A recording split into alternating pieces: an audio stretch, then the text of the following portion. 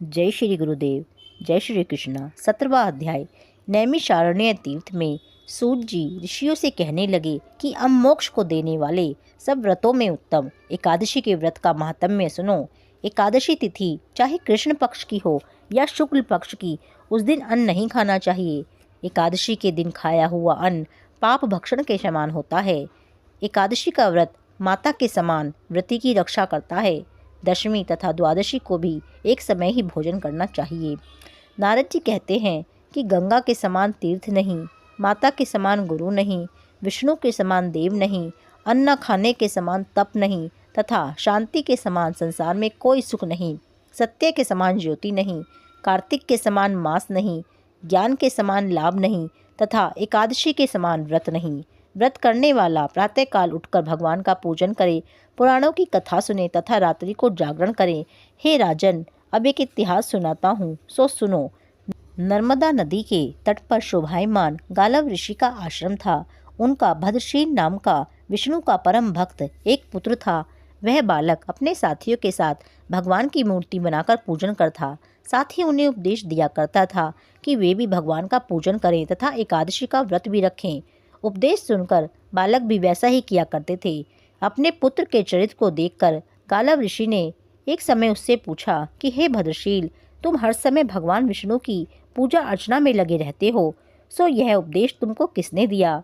यह बात सुनकर भद्रशील बोला, हे पिताजी, मैं पूर्व जन्म का वृतांत सुनाता हूँ।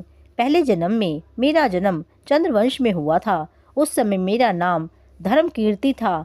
दत्तात्रेय जी से मैंने शिक्षा दीक्षा ग्रहण की थी, साथ ही 1000 वर्ष तक राज्य भी किया था। उस काल में मैंने धर्म तथा पुण्य के अनेक कर्म किए, परंतु दैववश बुरी संगति में फंसकर मैंने वेद मार्ग को छोड़ दिया और पाखंड के मार्ग पर चल पड़ा।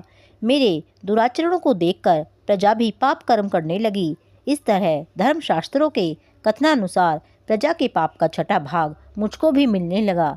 एक दिन शिकार खेलने के लिए मैं वन में गया। दिन भर भूखा प्यासा रहा, खाने पीने को कुछ नहीं मिला। जंगल में भटक जाने के कारण शाम को घूमता फिरता नर्मदा नदी के किनारे पर आ पहुंचा। उस दिन एकादशी का व्रत होने के कारण वहां पर एकत्रित अनेक वैष्णव भगवान का भजन कीर्तन कर रहे थे। हारा थका तथा भूखा प्यासा होने के कारण मैं भी रात भर वहीं पर पड़ा रहा और प्रातःकाल होते ही भूख प्यास से मेरे प्राण निकल गए। उसी समय यमराज के दूत आए और मुझको पापी समझकर मारते पीटते हुए यमराज के पास ले गए। वहां पर यमराज ने चित्रगुप्त से मेरे पाप पुण्य का लेखा जोखा मांगा। तब चित्रगुप्त ने विचार करके कहा कि यद्यपि यह महान पापी है, परंतु इसने एकादशी का व्रत किया है और उसी से इसके प्राण निकले हैं, इस कारण इसके समस्त पाप नष्ट हो गए हैं। यह सुनते ही यमराज तत्काल अपने सिंहासन से उठकर खड़े हो गए और हाथ जोड़कर नमस्कार करते हुए मुझसे बोले कि हमसे बड़ी भूल हो गई है, आप क्षमा करें। अपने दूतों को धिक्कारते हुए कहने लगे, जो व्यक्ति भगवान के नाम का स्मरण करता है अथवा सुनता है, उसको हमारे पास कभी मत लाना।